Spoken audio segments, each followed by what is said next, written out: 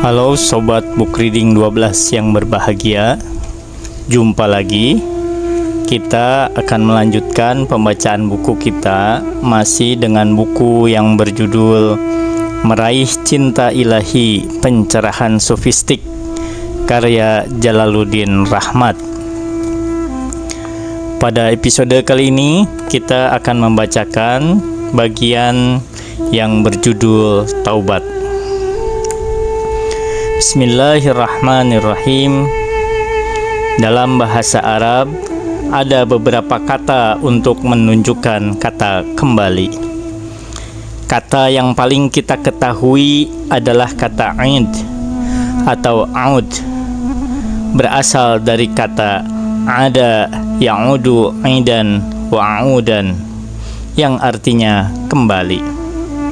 Sebagian orang mengatakan bahwa Idul Fitri artinya kembali kepada Allah. Ada juga yang mengatakan fitr di situ berasal dari kata futur, sehingga Idul Fitri diartikan sebagai kembali kepada kegiatan makan siang hari seperti biasa. Kata lain untuk kembali dalam bahasa Arab adalah rujuk, yang berasal dari kata roja'a yarji'u ruju'an.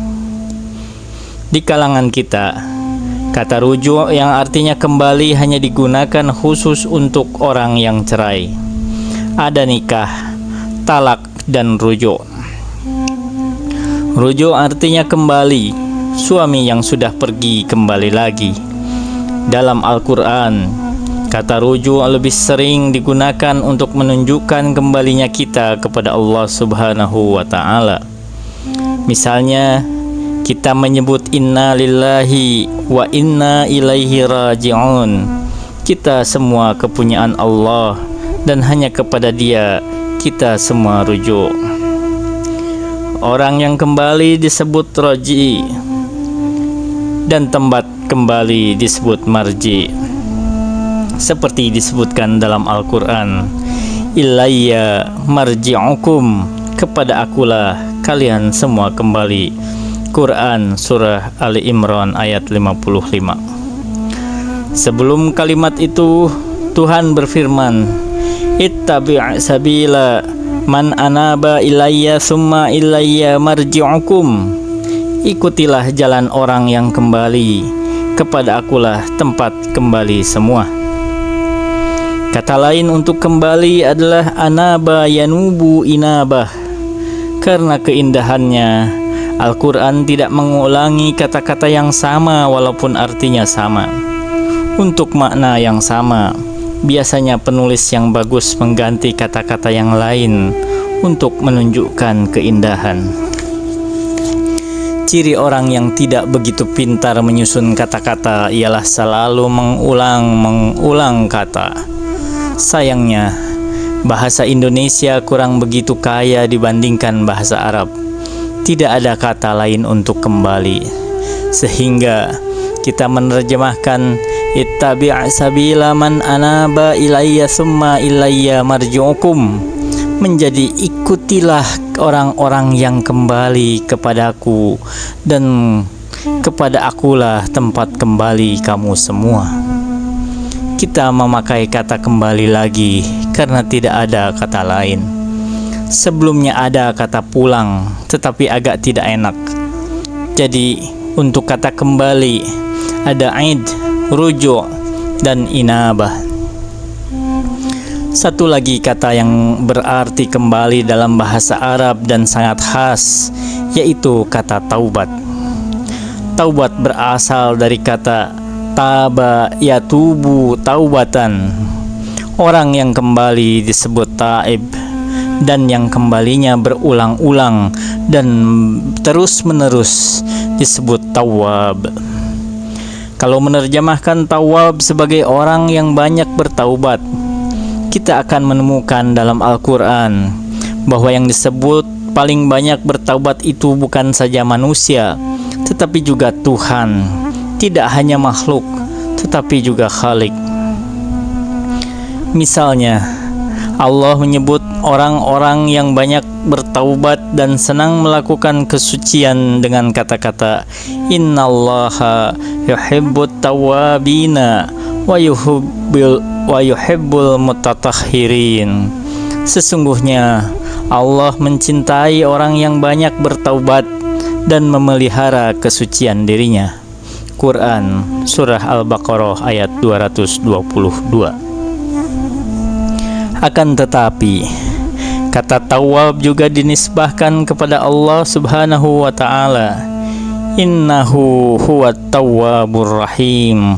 Sesungguhnya Allah itu yang paling banyak bertaubat dan yang paling penyayang. Quran Surah Al-Baqarah ayat 37. Biasanya kita kebingungan kalau mengartikan bahwa Allah yang paling banyak bertaubat. Sebab dalam bahasa Indonesia, kata taubat berarti ampunan. Kalau kita baca komik, orang-orang yang dipukul akan menjerit taubat. Taubat artinya sebagai ampunan, sehingga taubat sudah kehilangan makna kembalinya. Untunglah dalam zikir-zikir kita masih menyebut Allah dengan kata At-Tawwab.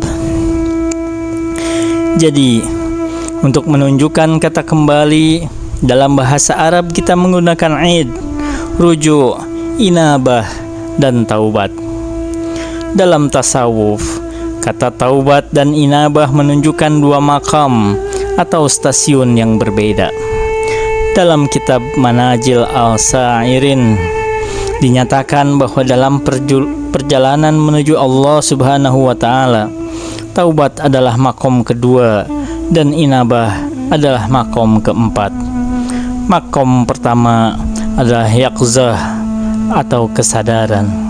Yaqzah itu kita tiba-tiba disadarkan oleh Allah Subhanahu wa ta'ala akan keburukan-keburukan yang pernah kita lakukan, akan penyia-nyiaan waktu kita selama ini, dan kejatuhan kita dari Allah Subhanahu wa ta'ala. Bisa jadi kita disadarkan dengan satu kejadian yang menimpa kehidupan kita. Bisa juga kita disadarkan oleh nasihat orang lain. Bisa juga kita disadarkan karena ikut pesantren kilat atau perenungan kita sendiri. Allah mempunyai berbagai cara untuk menyadarkan. Tetapi dalam tasawuf, bahkan menurut Al-Quran, orang lebih banyak disadarkan oleh musibah. Yang disebut yaqzah itu kita sebut Idul Fitri. Pada waktu yaqzah itu kita kembali pada fitrah kita. Menurut Islam, kita semua mempunyai fitrah kesucian, yaitu keinginan kita untuk kembali kepada Allah Subhanahu wa ta'ala. Keinginan itu berada jauh dalam hati kita. Allah tempatkan dalam hati kita sebuah lampu, dan itu adalah lampu fitrah yang seringkali tertutup. Al-Quran menggambarkannya seperti mishkat. Allahu nurus samawati wal ard, masalun nurihi kamiskah fiha misbah. Perumpamaan cahaya Allah itu seperti mishkat. Quran Surah An-Nur ayat 35. Mishkat dalam bahasa Arab adalah sebuah tempat seperti mangkuk terbalik. Bayangkan kubah masjid atau kuburan-kuburan, biasanya di atasnya ada tempat seperti mangkuk terbalik. Dalam ilmu antropologi, hal itu menjadi pembahasan. Mengapa tempat-tempat ibadat selalu berupa mangkuk yang terbalik? Misalnya Candi Borobudur, katedral-katedral dan masjid-masjid. Seorang arsitek di Bandung bahkan tidak suka ada kubah di masjid karena menurutnya itu sama dengan agama Buddha. Ajaibnya, hampir semua agama mempunyai kecenderungan untuk menganggap yang seperti mangkuk terbalik sebagai sesuatu yang suci. Kalau mihrabnya kecil dan menempel di dinding, kita simpan di sana lampu. Al-Quran menggambarkan hati kita seperti mishkat, dan di dalamnya ada misbah, lampu. Namun, kebanyakan misbah kita itu tertutup. Cahaya lampu di dalamnya tidak bisa keluar. Cahaya fitrah kita itu tidak bisa keluar karena tertutupi dosa-dosa dan banyaknya perhatian kita pada dunia. Akan tetapi, pada orang-orang tertentu yang membersihkan hatinya secara sungguh-sungguh, miskat itu menjadi sangat cemerlang seperti kaca. Al-Quran menyatakan, kacanya itu seakan-akan bintang yang cemerlang, yang dinyalakan apinya dari pohon-pohon zaitun yang diberkati, yang tidak di timur dan barat. Hampir-hampir minyaknya saja bersinar padahal tidak disentuh api. Cahaya di atas cahaya. Quran Surah An-Nur ayat 35. Ayat-ayat Al-Quran itu ada yang bisa ditafsirkan secara tasawuf dan fikih, secara batiniah dan lahiriah. Ada juga ayat-ayat Al-Quran yang hanya bisa ditafsirkan secara tasawuf, secara batiniah, tidak bisa ditafsirkan secara fikih. Salah satu contohnya adalah ayat Nur di atas. Imam Al-Ghazali menulis sebuah kitab berjudul Mishkat Al-Anwar, Mishkat dari cahaya, yang isinya hanya membahas khusus ayat ini. Begitu juga Hakim At-Tirmizi dan Syekh Abdul Qadir masing-masing menulis sebuah kitab tentang makna ayat ini. Ayat ini menjadi perbincangan di kalangan tasawuf. Tentu saja kita tidak akan membahasnya di sini. Menurut Al-Quran, hati kita mempunyai lampu fitrah yang membawa kita pada kesucian dan kerinduan kepada Allah Subhanahu wa Ta'ala. Kita berasal dari Dia. Di lubuk hati kita yang paling dalam, yang kita sebut fitrah, ada kerinduan kita kepadanya. Tetapi kerinduan itu sering kita lupakan. Mungkin karena kita terpesona dengan tempat yang baru ini, dunia. Seperti halnya ketika kita datang merantau ke luar negeri untuk yang pertama kali. Karena kehidupan yang senang, kita tidak ingat untuk kembali. Yang memanggil kita untuk kembali itu adalah cahaya fitrah, lampu yang ada di dalam mishkat hati kita. Mishkat adalah bagian hati kita yang paling dalam dan masih menyimpan cahaya ilahi. Sinarnya tidak kelihatan karena kita terlalu terpesona dengan kehidupan. Kerinduan itu masih ada. Lalu, kapan kerinduan itu tiba-tiba muncul? Ia muncul dalam satu saat yang disebut yaqzah. Dan kapan timbul kesadaran untuk kembali ke fitrah itu?